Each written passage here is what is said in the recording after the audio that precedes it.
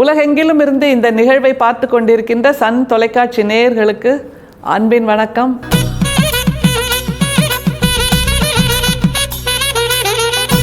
தமிழ் சித்தர் பாடல்கள் வரிசையில் வள்ளல் பெருமான் நமக்கான வெளிச்சத்தை கொடுத்து கொண்டிருக்கிறார்.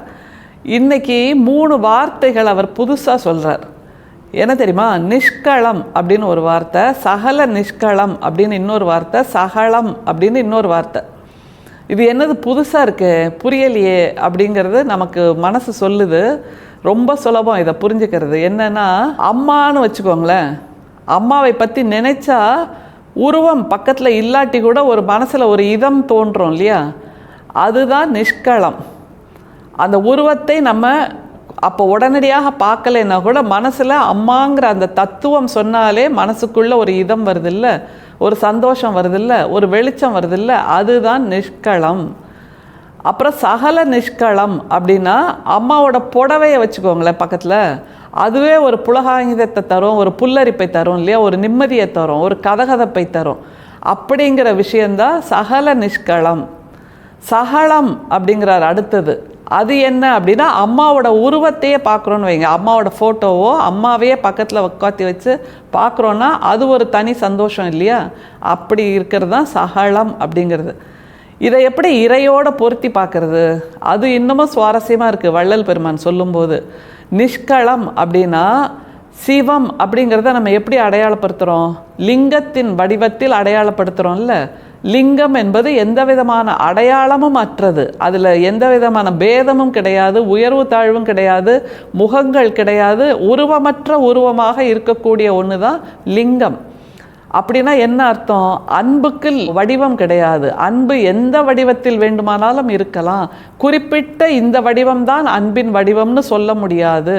அம்மாங்கிற அந்த வார்த்தைக்கு எந்த விதமான அடையாளமும் கிடையாது இல்லை, ஆனாலும் ஒரு அன்பை தேக்கி நிற்குது இல்லை அந்த வார்த்தை. அது மாதிரி தான் நிஷ்களம் அப்படின்னா லிங்கத்தை நாம் அப்படியே ஏற்றுக்கொள்வது, அது ஒரு தத்துவம்.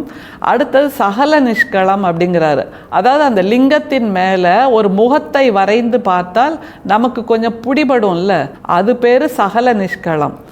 சகலம் அப்படிங்கிறது என்ன அப்படின்னா, அந்த லிங்கத்துக்கோ அல்லது முகம் வரைந்த லிங்கத்துக்கோ ஒரு நடராஜர் என்கின்ற உருவத்தை கொடுத்து அல்லது தட்சிணாமூர்த்தி என்கின்ற ஒரு உருவத்தை கொடுத்து அதன் மூலம் அந்த தத்துவத்தை புரிந்து கொள்வது சகலம் அப்படின்னு சொல்லப்படுது.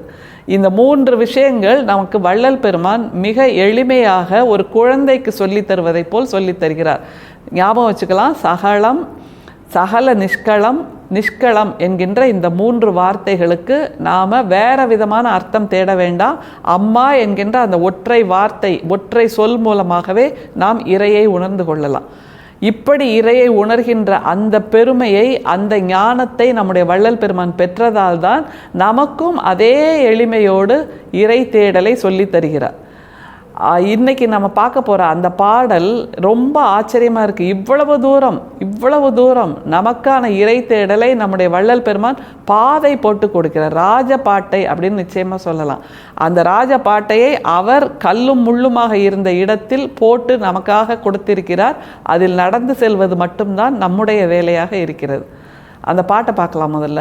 நாத்திகம் சொல்கின்றவர் தம் நாக்கு முடை நாக்கு, நாக்கு ருசி கொள்ளுவதும் நாரிய பின்னாக்கு, சீர்த்தி பெறும் அம்பலவர் சீர்புகன்ற வாக்கு, செல்வாக்கு நல்வாக்கு தேவர் திருவாக்கு. 6ஆம் திருமுறையில் 5268வது பாடல். வள்ளல் பெருமான் நாத்திகத்தை பேசுறாரா?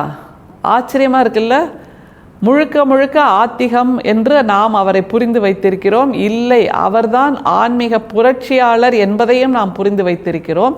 அப்படின்னா நாத்திகத்தை இதில் கடிந்து கொள்கிறாரே, எது அப்போ சரியாக இருக்கும் அப்படின்னு ஒரு சந்தேகம் வருதில்ல, ஒரு சிந்தனை வருதில்ல, ஒரு மைண்ட் வாய்ஸ் கேட்குதில்ல. எப்படி நாத்திகத்தை கடிந்து கொள்கிறார்? நாத்திகம் வேண்டாங்கிறார் அப்படின்னு ஒரு சிந்தனை ஓடுது, ஒரு மின்னல் வெட்டுது. அவர் சொல்வது ஆத்திகம் என்பது அன்பு மட்டும்தான். அப்போ நாத்திகம் என்பது அன்பற்ற நிலை, அவ்வளோதான். அன்பற்ற நிலையைத்தான் நாத்திகம் என்று நம்முடைய வள்ளல் பெருமான் சொல்லித் தருகிறார். கடவுள் மறுப்பு என்பதல்ல, கடவுள் என்பது அன்பின் அடையாளம், கடவுள் என்பது அன்பின் அவதாரம் என்றால் ஆத்திகம் பேசுகிறவர்கள் அன்பின் அவதாரமாக இருக்க வேண்டும். அப்போ எது நாத்திகம்? அன்பற்ற நிலைதான் நாத்திகம். எனவே நாத்திகம் என்பது கடவுள் மறுப்பு என்று இல்லை. நாத்திகம் என்பது அன்பற்றவர்களை சொல்லுகின்ற ஒரு வார்த்தையாக வள்ளல் பெருமான் சொல்லுகிறார். எனவே இது ஒரு புதிய வெளிச்சமாக, புதிய விடியலாக நமக்கு வந்து சேர்கிறது. நாத்திகம் என்பது இனிமேல் புரிந்து கொள்ளலாம், அன்பற்ற நிலையைத்தான் நாத்திகம் என்று நம்முடைய வள்ளல் பெருமான் சொல்லுகிறார். திரும்ப பாடலை பாருங்க, அப்போ அந்த டீகோட் பண்றது சுலபமா இருக்கும். நாத்திகம் சொல்கின்றவர் தம் நாக்கு முடை நாக்கு. முடை நாக்குன்னா அதுல தடங்கல்கள் உண்டு, தடுமாற்றங்கள் உண்டு. கொதிக்கின்ற அந்த கொப்பரையில் வார்த்தைகளை அள்ளி போடுவதை போல் அந்த மனசு எரிகின்ற போது அதிலிருந்து பிறந்து வருகின்ற வார்த்தைகள் தான் நாத்திக வார்த்தைகளாக இருக்கக்கூடும்.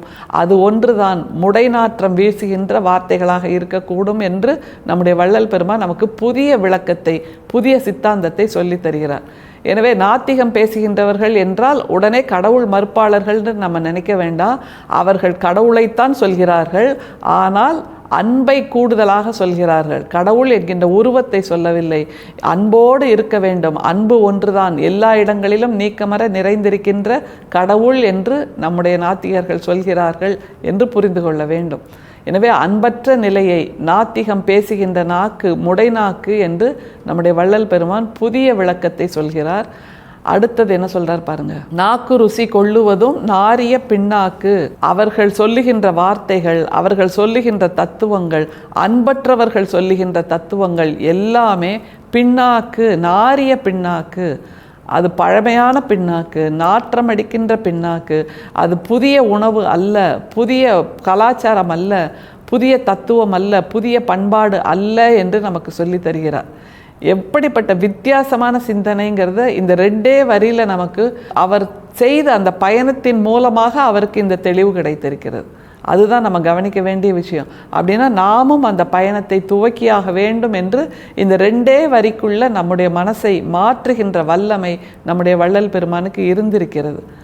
எப்படி கொண்டு போறார் பாருங்க அடுத்த வரியில. சீர்த்தி பெறும் அம்பலவர் சீர்புகன்ற வாக்கு. சீர்த்தி பெறும் அம்பலவர், அதுதான் அதுல ரொம்ப முக்கியம். சீர்த்தினா நேர்மையான, அழகான, சீரான அம்பலவர். அந்த அம்பலவர் யாரு? அன்போடு இருக்கின்ற எல்லோருமே அம்பலவர் என்று நம்முடைய வள்ளல் பெருமான் சொல்கின்றார். அவர்கள் சொல்லுகின்ற வாக்கு எல்லாமே சீரான வாக்கு.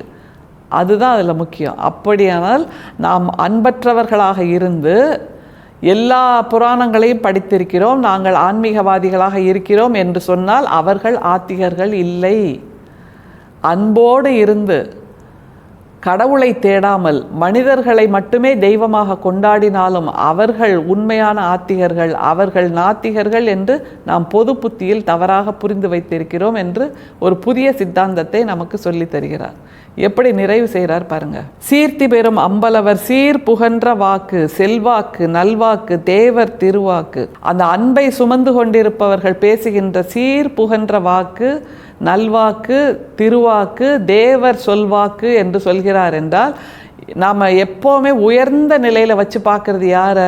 தேவர்கள். அப்படி சொல்வோம் இல்லையா? அப்படி தேவர்கள் என்கின்ற அந்த கற்பனை உருவங்களை எப்படி நாம் உயர்ந்து பேசுகிறோமோ அப்படிப்பட்ட உயர்ந்தவர்களாக நாமும் இந்த பூமியிலேயே மாறலாம். அது ஒன்றும் மாற முடியாதது இல்லை. அவர்கள் தேவர்கள் மிகச்சிறப்பான வார்த்தைகளை பேசுவார்கள் என்றால் நாமும் அப்படி பேச ஆரம்பித்தால் நாமும் தேவர்கள் தானே. நாம் சொல்கின்ற வாக்கும் நல்வாக்கு தானே, நாம் சொல்கின்ற வாக்கும் சீர்வாக்கு தானே, அதுவும் தேவர் திருவாக்கு தானே. அப்படின்னா அதுதான் மிக முக்கியமான வாக்காக இருக்க முடியும். அம்பலவர் என்று சொல்கின்ற அந்த வார்த்தை, அன்பை தன் மனசில் நிறைத்து வைத்திருக்கின்றவர்கள் எல்லோரும் அம்பலவர்கள். அவர்கள்தான் உண்மையில் ஆத்திகர்கள். நாத்திகம் என்பது அன்பற்ற நிலையை சொல்லுகின்ற வார்த்தை என்று நமக்கு வள்ளல் பெருமான் புதிய அடையாளத்தை, புதிய அர்த்தத்தை கொடுக்கிறார். இனிமேல் நாம் நிச்சயமாக அன்பற்றவர்களை மட்டுமே நாத்திகர்கள் என்று சொல்லுவோம். அன்பானவர்கள், சமூகத்தின் மீது அன்பானவர்கள், மக்களின் மீது அன்பானவர்களை ஆத்திகர்கள் என்றே சொல்லுவோம்.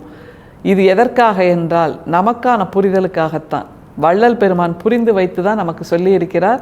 அந்த புரிதலோடு அவரோடு பயணிப்போம். நிச்சயமாக நாம் அத்தனை பேரும் நாத்திகம் பேசுகின்ற நாக்கு முடை நாக்கு என்பதாக இல்லாமல் ஆத்திகமாக அன்பாக பேசுவோம், அன்பையே இறையாக உணர்வோம். அது ஒன்றுதான் அருட்பெரும் சோதியின் அடையாளமாகவும் இருக்கக்கூடும். அந்த அருட்பெரும் சோதியை நம் மனசில் ஏற்றி வைப்போம். நிச்சயமாக அங்கே வள்ளல் பெருமான் உதிப்பார் என்கின்ற அந்த நம்பிக்கை இருக்கிறது. அருட்பெரும் சோதி, அருட்பெரும் சோதி, தனிப்பெரும் கருணை, அருட்பெரும் சோதி. மீண்டும் சந்திப்போம். நன்றி, வணக்கம்.